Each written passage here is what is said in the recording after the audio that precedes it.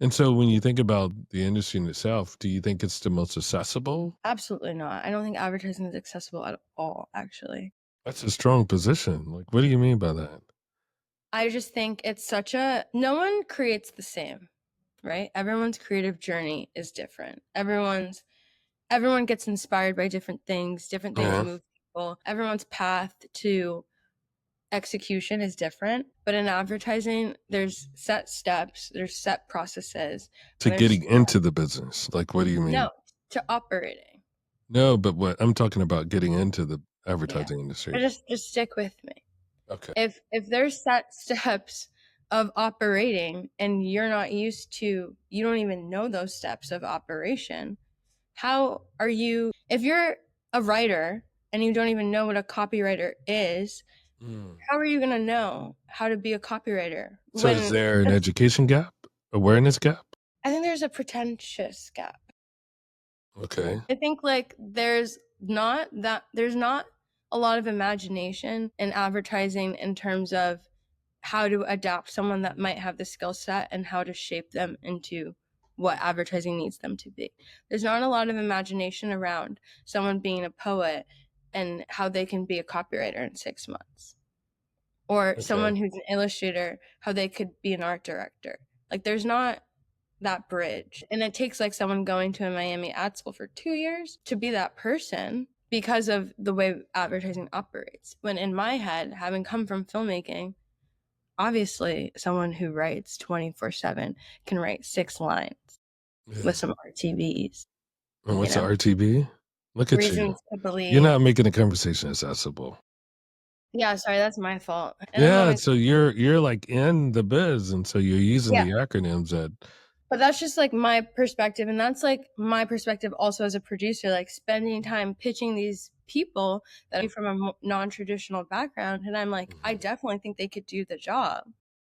And people are like, I don't know, they've never done a job like this before. It's like, yeah, a lot of people haven't done a commercial where there was $100,000. Like that's very uncommon. Right. Right. It's not like that's not a regular thing that happens. The big question: how quickly can brands and businesses change and modernize in response to the changing demographics globally? The future of work, demand for modernizing the practice of diversity, equity, and inclusion, and industry corrections. This is why we started the Change Podcast by Reframe, to help people leaders like you get answers that accelerate inclusive change and growth that reflects where the world is going.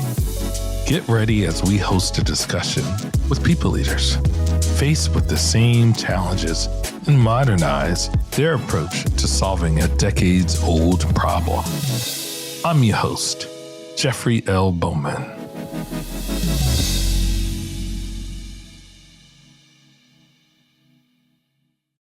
Episode 6, A Gen Z Perspective.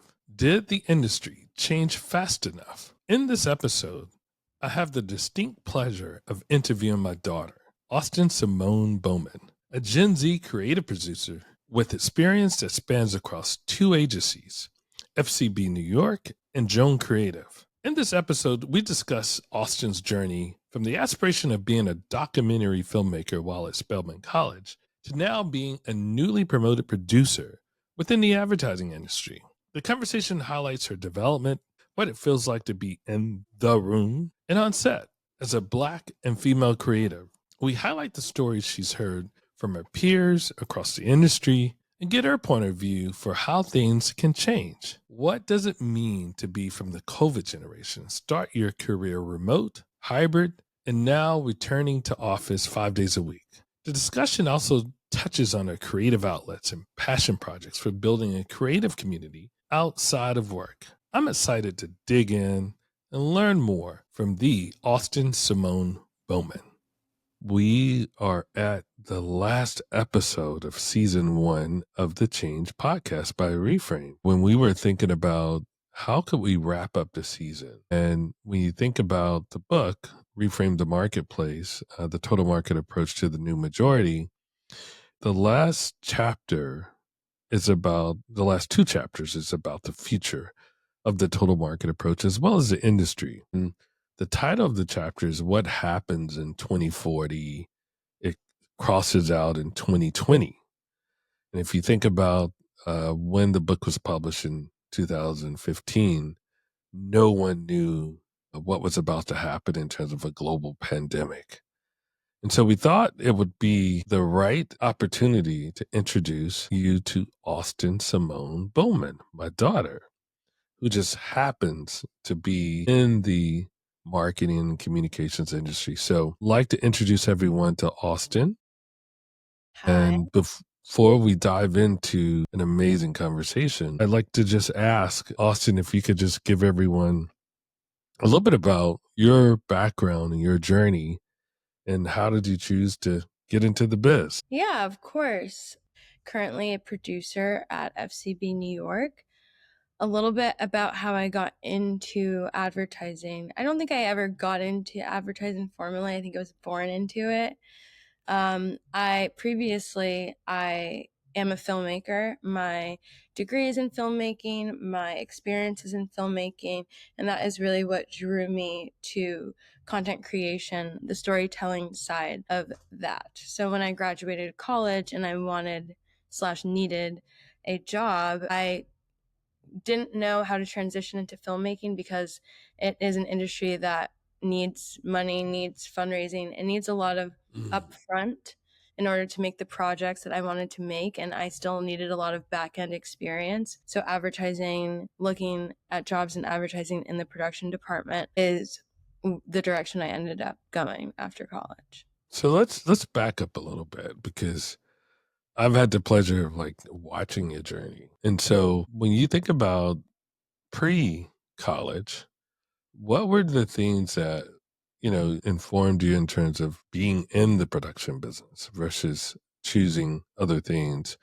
that you Yeah. could have let the world know where you went to college and Yes, what definitely. informed that? I think there's a lot to be said there.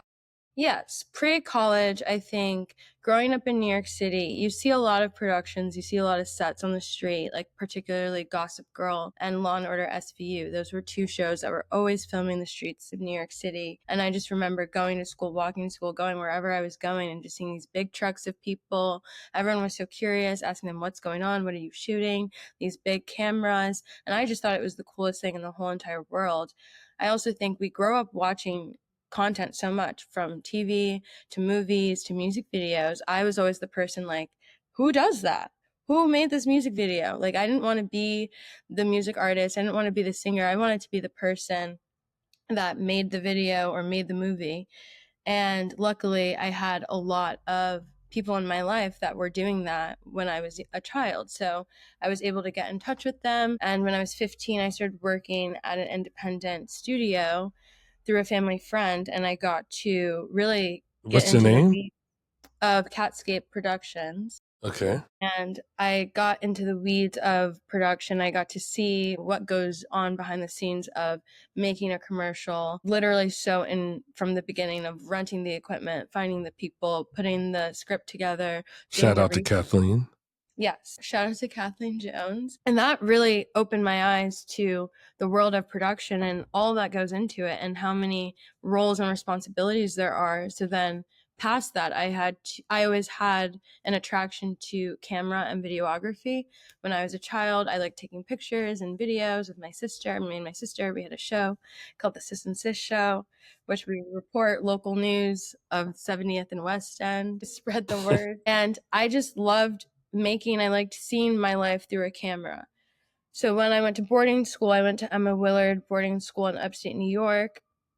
It was the first time that I guess I had the time to make movies and films that were behind my passions and not something that I was just doing for fun with my sister or doing in my free time on the weekends. I really had time upstate to develop a point of view artistically. And I also had friends that would help me put these little movies together. And they were incredibly experimental. There was no storyline to anything. It was just me and my friends having fun, documenting what we were doing in upstate New York. And it was my sophomore year where I got asked to be a part of this campaign called 6 Word Stories. And it really was, honestly, it opened up my eyes to documentary filmmaking and PSA style films. In high school, I was kind of on the pre-law track. I always wanted to be a lawyer. I really liked legal studies. I liked sociology. So that was kind of my main focus. And I was a dancer my whole life. So I didn't really have time for any other artistic hobbies because dancing was my whole entire life. Right. So around sophomore year, junior year, I was mentally struggling with the idea of maybe I'm not going to be a professional dancer. Maybe I should think about other things that I can do to occupy my time and for a future career. And luckily, I had the hobby of filmmaking. So that kind of got boosted to the front and dancing got put on the back burner. Yeah. So when I made that 6 Word Story, to me, it was just something I was doing with my friends, and I didn't realize the power that I had of being a storyteller and a filmmaker. And I'll never forget when we showed the film at our school assembly, and then my administrators took the film and showed it to the board. And we're like, this is so amazing that one of our students did this. And I was so amazed that people were so amazed at something that I made. So that's really where I started thinking, I might be good at this. Maybe I should think a little bit more into this. And my junior and senior year, I was focusing on what I need to do to get more into filmmaking and production. Because like I said previously, my lane was dance. So now I had to move from a performing artist to a visual artist. And it's pretty different. So adjacent, I mean, still within the creative space. So you've always been a creative. 100%. Yeah. 100%. Yeah.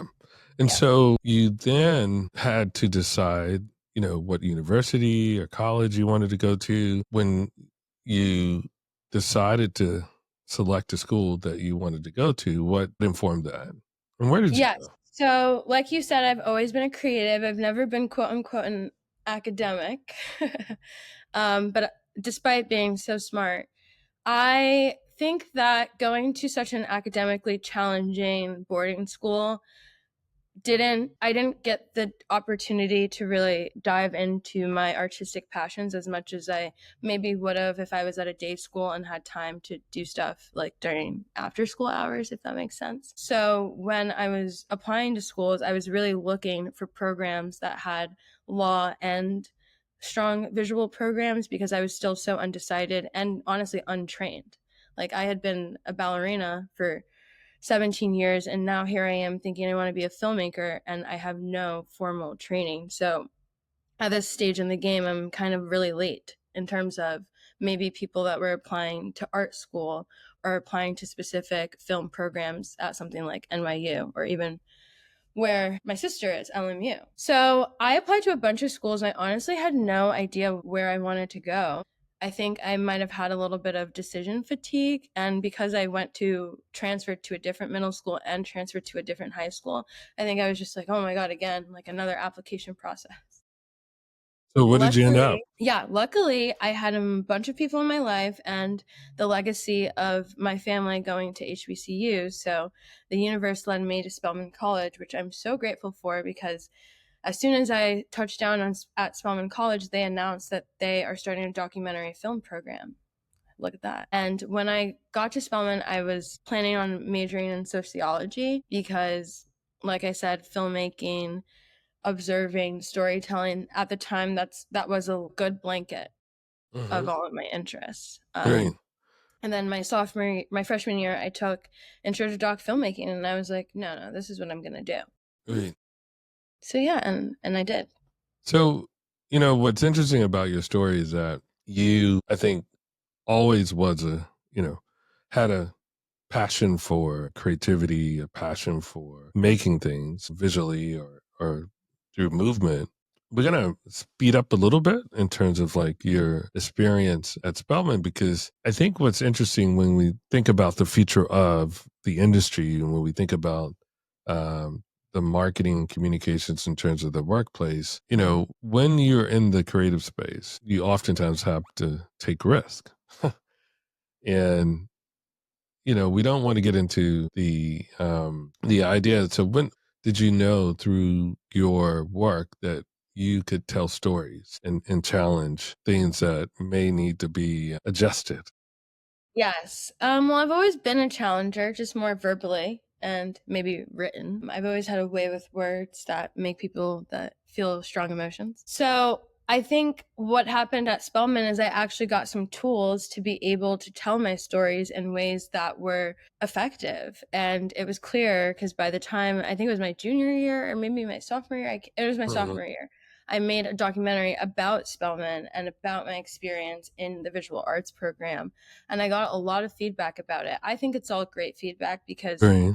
It scares parents though, you know? it's scary to make a documentary about your experience that you're literally existing in. And then also I think it's scary for people to receive such poignant feedback. It's kind of, I think that is a great example of how powerful the tools that they were teaching me were. Right. And also like how committed I am to making stories that Truthful. emit emotions. I think it's always great. I think that's the whole point of filmmaking. If you watch a movie and you don't feel anything, then you just wasted 2 hours. Right, right. No, that's when, I think you were sophomore, junior year. I think you had won a scholarship for Turner and Yeah. you were given a stipend or something to tell a story. Yeah. And you kind of flipped the lens to the university. And that's when I knew it's like, oh, I think she does have what it takes in terms of courage, in Absolutely. terms of telling stories. So, that was, quite a moment for me as a parent in terms of recognizing the gift, but Yes. also, when things were really hitting a pinnacle for you, this pandemic happened. Yeah. And so I think it was during your senior year, the pandemic, I junior spring. junior So spring. basically.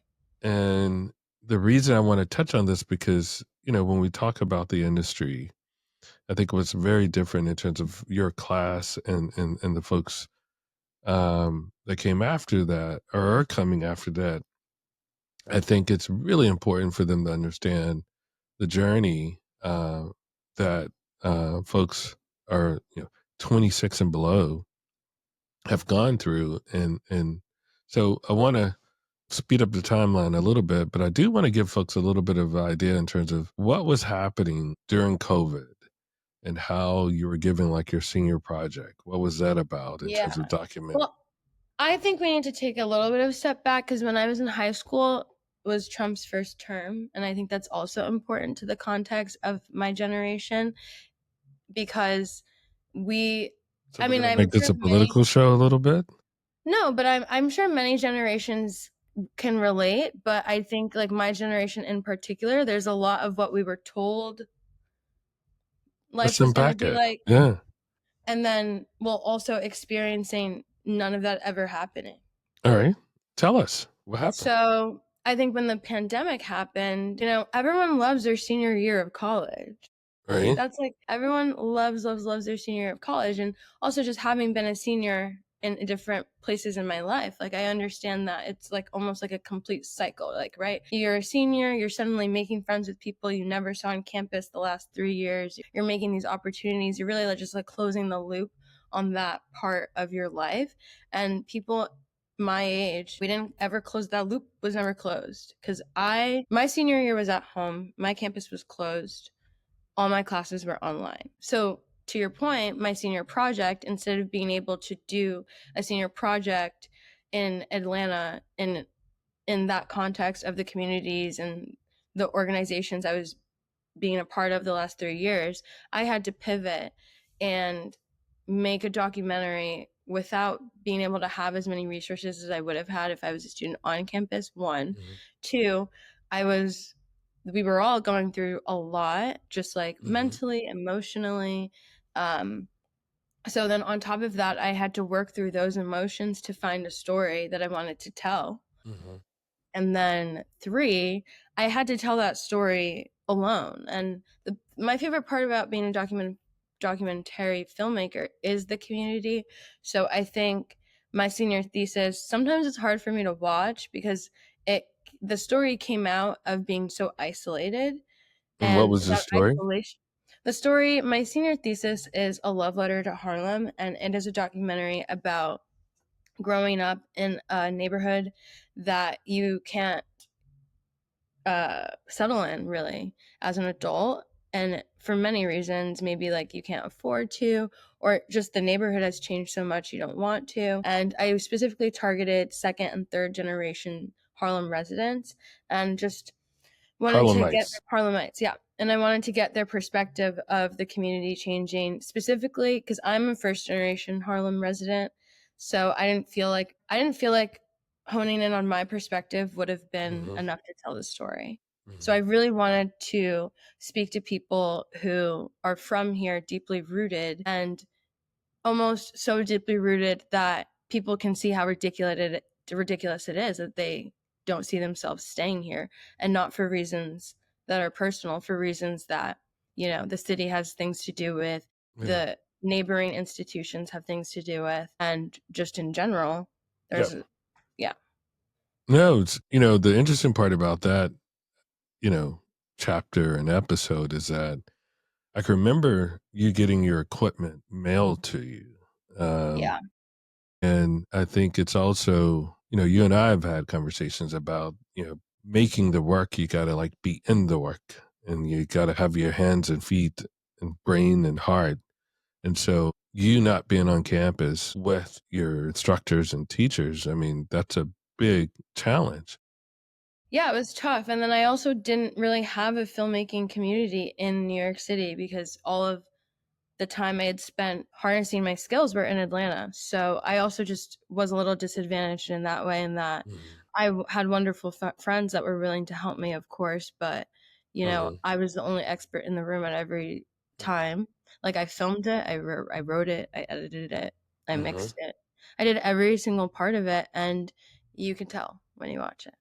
Yeah, and I think the biggest learning as a parent during that time frame is the transparency of mental health and Yeah. mental wellness, and coming out of that period in terms of supporting you as well as others. You guys were able to you know pull through it, Yeah. but effectively articulating like, hey, this is the way that I want to do it versus the Yeah. way that a Gen X or a Boomer would go Yeah. through a global Yeah. pandemic.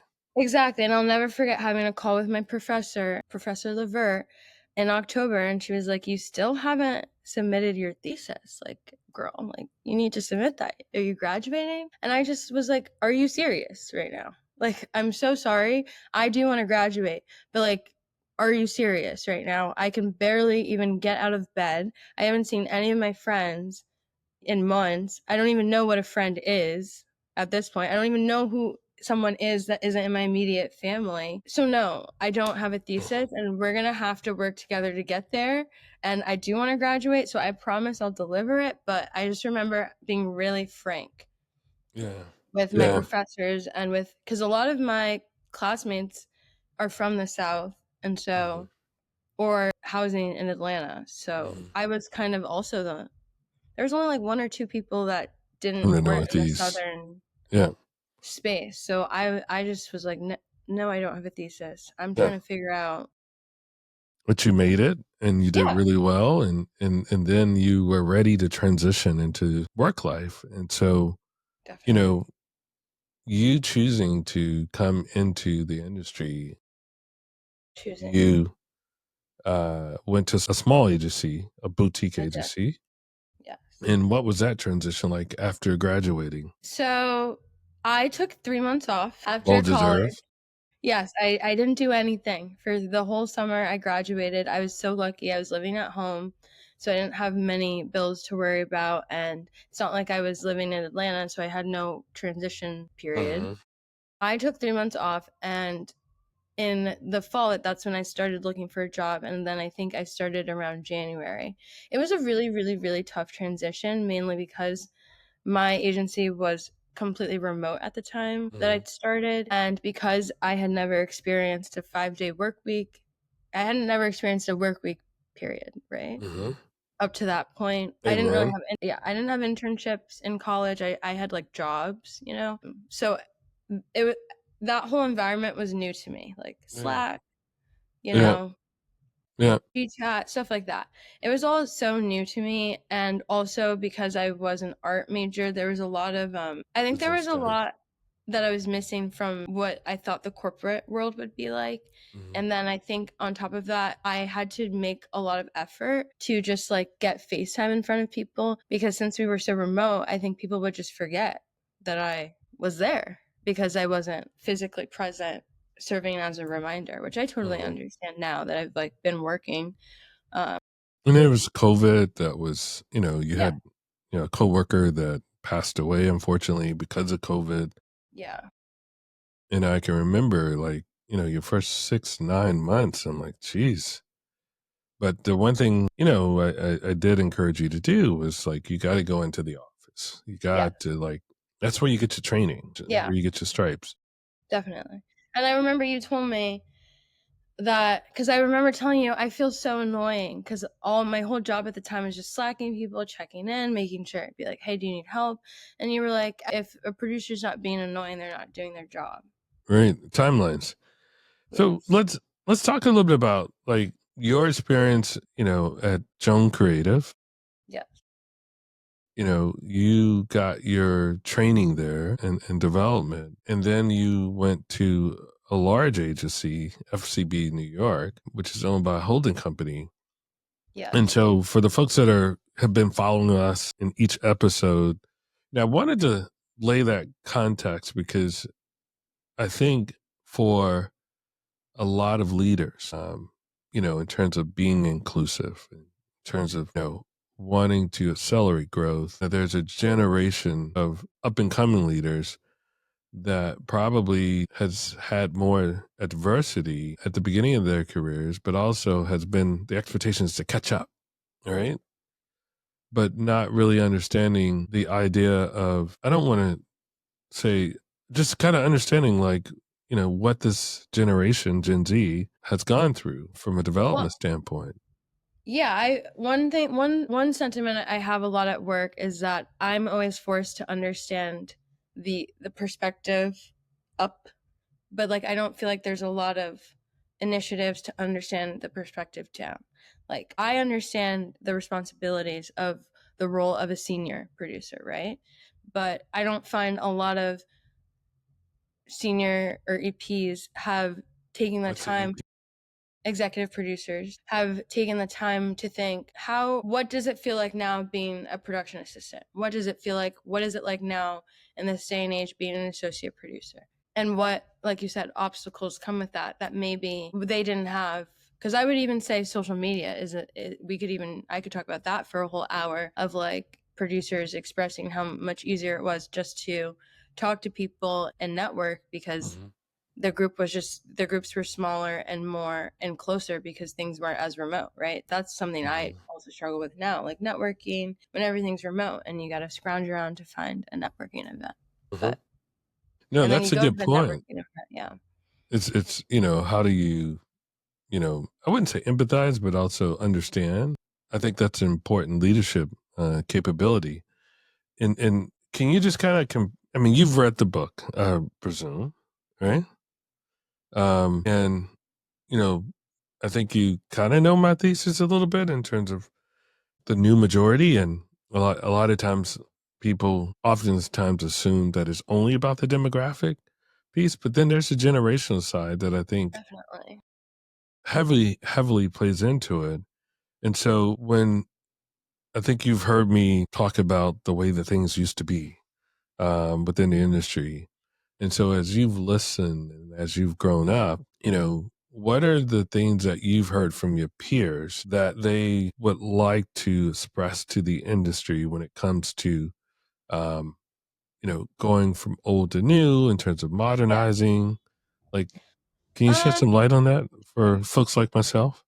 Yeah, that's a good question. I think that people need to understand that my generation is incredibly adaptable. I think there's a disconnect between like what maybe like someone older thinks Gen Zs are like and then what they're actually like, because I think there's a lot of content around Gen Zisms and Gen Z Let's give some examples. Like, what do you mean? like the whole social media thing. I actually think millennials were impacted more than social media than people my generation, because when Facebook first existed, I couldn't even get it until I was 12 years old.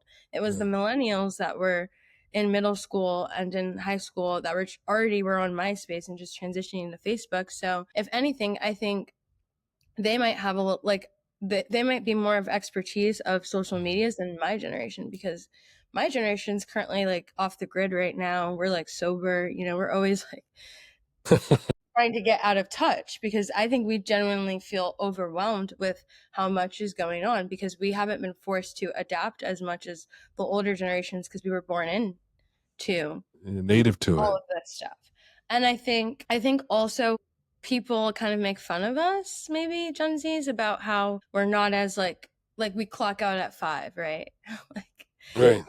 like we have those work boundaries, but like honestly, like I feel bad for previous generations that didn't. But also understand But that why so though? Why? but we have those boundaries because you didn't need to have those boundaries when there was no such thing as a mobile work laptop, right? There's no Yeah. such thing as a work phone that you could take your work with everywhere. So like we're existing in a generation where everything is so accessible. So yes, we're going to tell you we're going to clock off at 5 because you know that I have my Slack on my phone and then I'm checking my phone 24/7. And there's Right. an expectation that I also check the said work stream when it's just like that's just not how it works, right? Right. Right.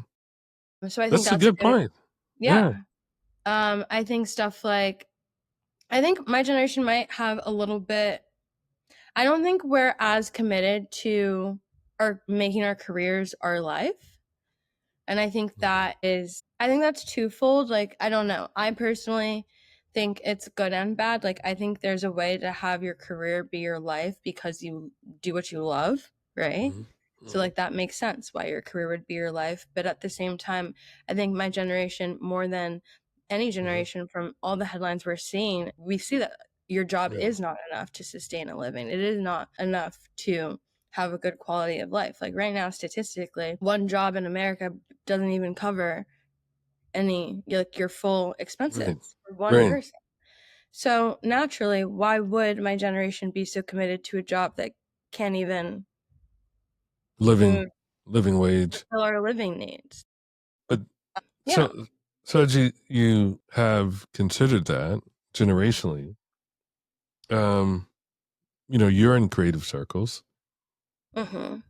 You're in the biz, as we like to say right now. You've, grown up being on set, very fortunate. And so I think you've seen some aspects of, you know, different parts of the industry.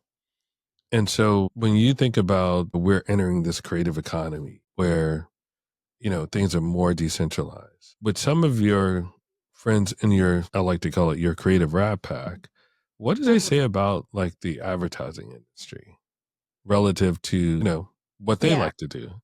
So funny enough, I think a lot of my friends want to work in advertising because they see it as stable.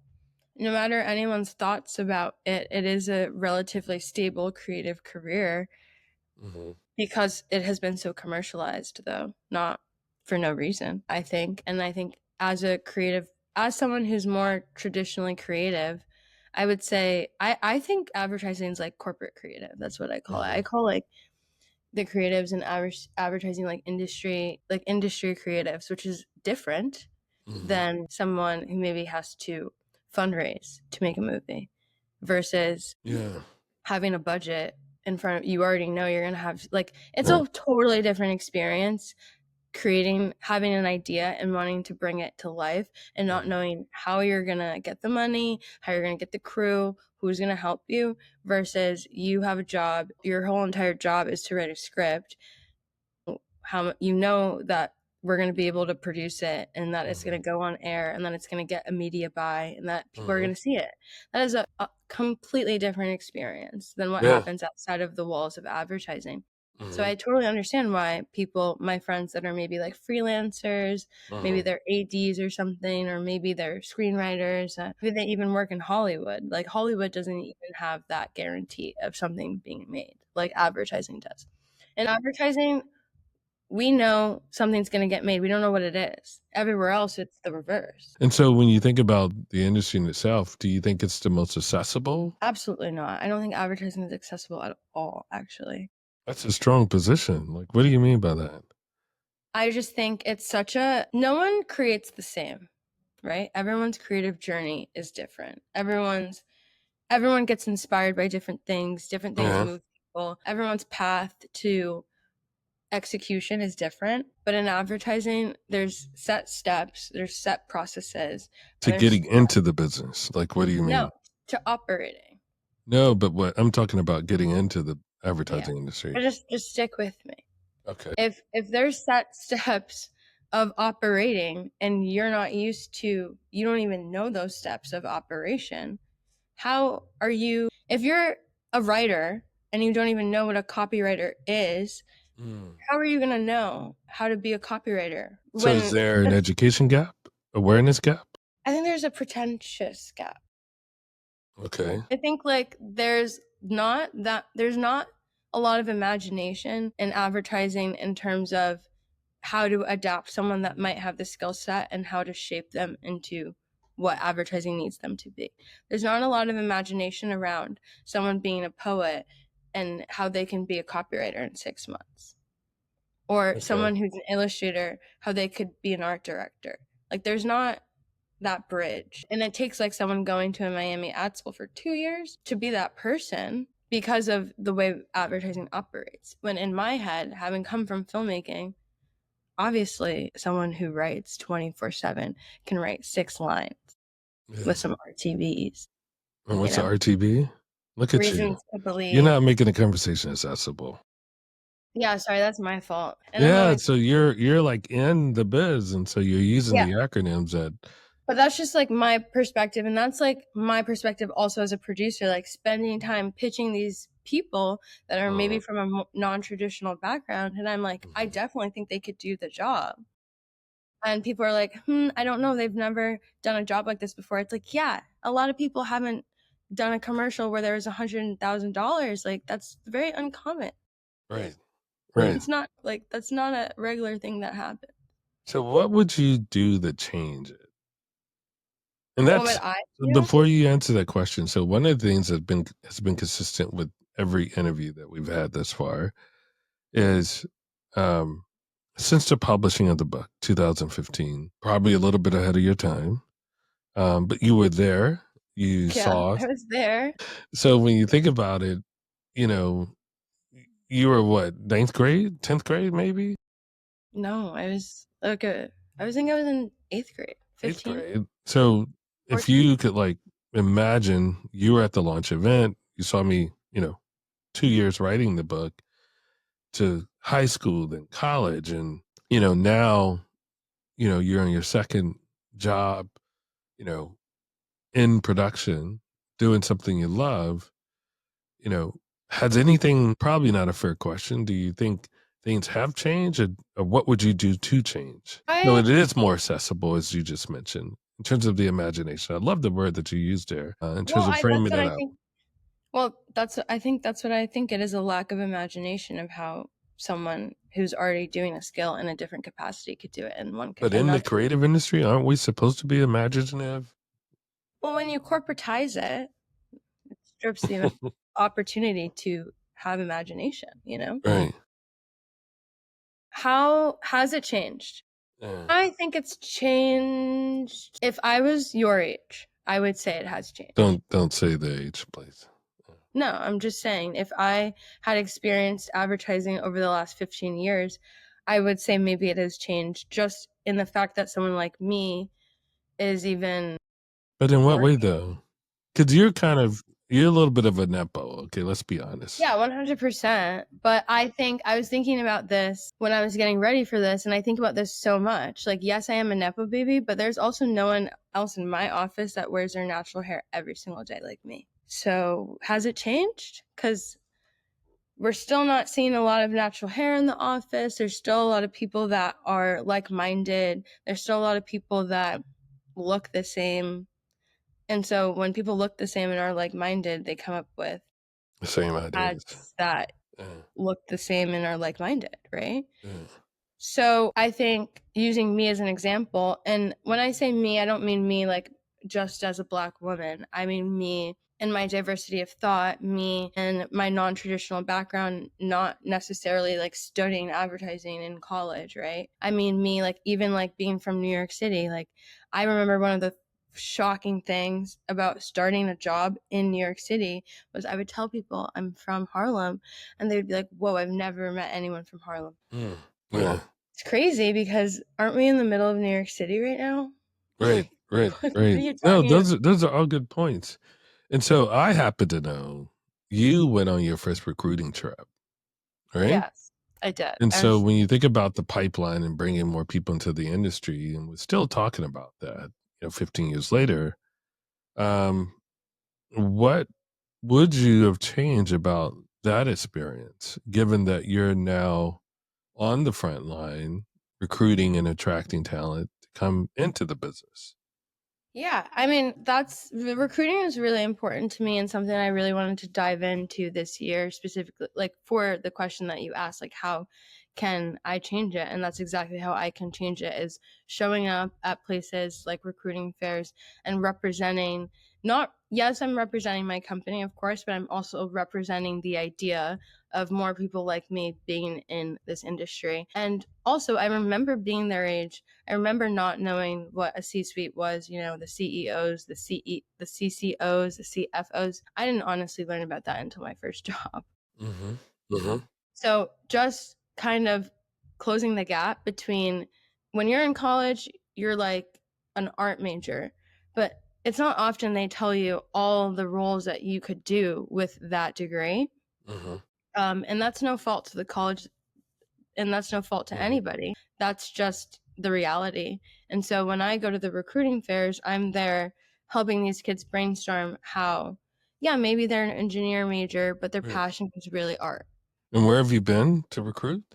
Yeah, we recruited at Howard University for our internship. Gotcha.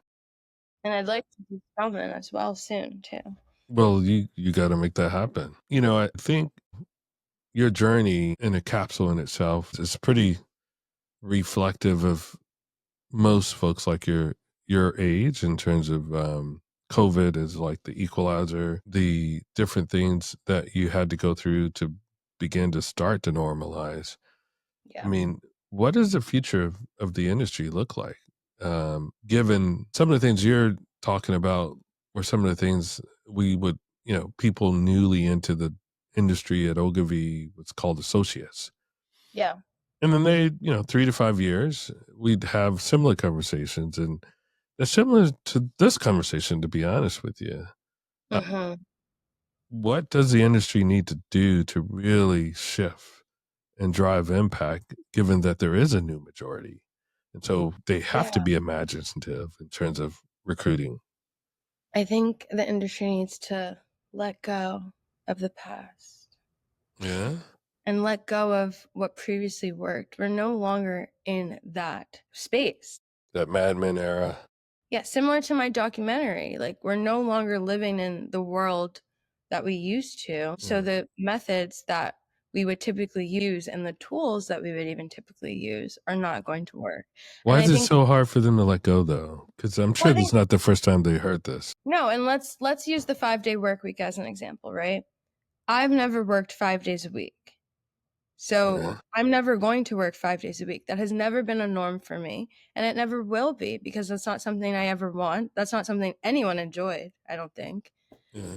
So that's an example. When these companies start to roll out these return to office mandates of people working 5 days a week, when a good majority of their staff has never done that, that doesn't even make any sense. Of course, there's going to be a lot of blowback from that because a good 20-30% of these people now working in the industry, and I've been in the industry for 4 years, so it's going to increase every year, just like how life works, right? People are going to retire, new people are going to get hired. And so I just think we need to adapt to what the world is today and the problems that the world are facing today. Like there are a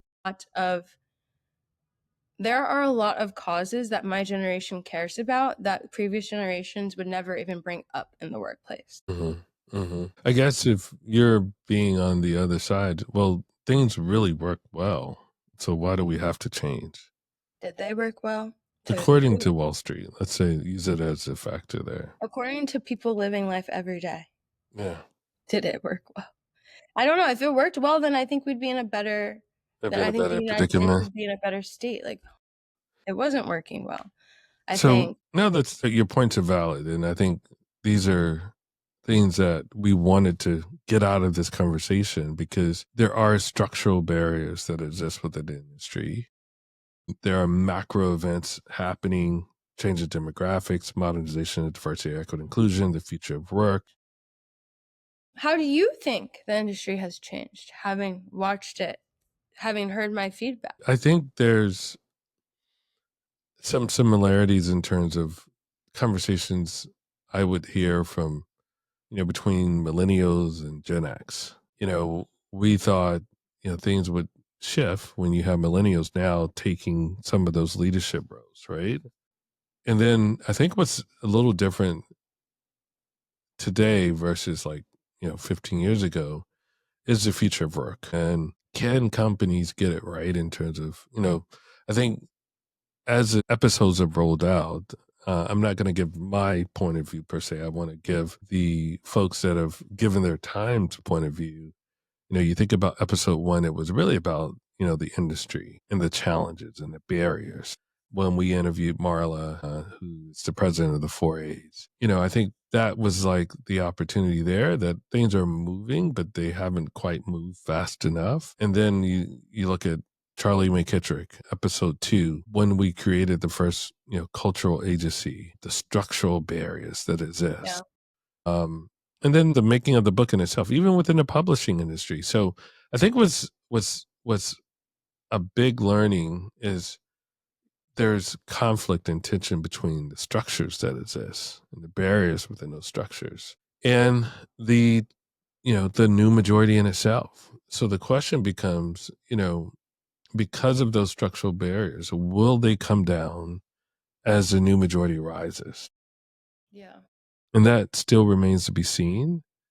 I thought we would have moved a little bit quicker. And one of the reasons for me dedicating the last 10 years and then the work at Ogilvy was because of you and Alex. The thing I would say is that, will my kids still be talking about this? Yeah. And so the reality is that my kids are still talking about this. Yeah, definitely. So I think we need to move faster, quicker. If not, the people, meaning you have creators, brands now brief actual influencers directly versus going to creative. And so if the industry doesn't change, the market will correct itself. 100%. I think, there's a lot to learn about being in advertising. And I think what's most to learn about it is just that the way, I'm a little bit of a history. I love history. So like advertising used to be propaganda, right? And so it evolved from propaganda to advertising, and now it's advertising and maybe more direct media strategies like brand deals and whatnot. And I don't think no systems last forever, and all empires fall. So the workforce can't be too far behind, in my opinion. If it doesn't change and adjust. Well, I think it'll change in ways that people who do adapt and adjust will continue to be successful. And I think large corporations and agencies and conglomerates that are committed to an outdated system will see where that commitment will take them. All right. But I think something we have to remember is that key stakeholders have to be invested in the change in order for it to happen. And I think we'll end on that note. I want to thank you. Yeah.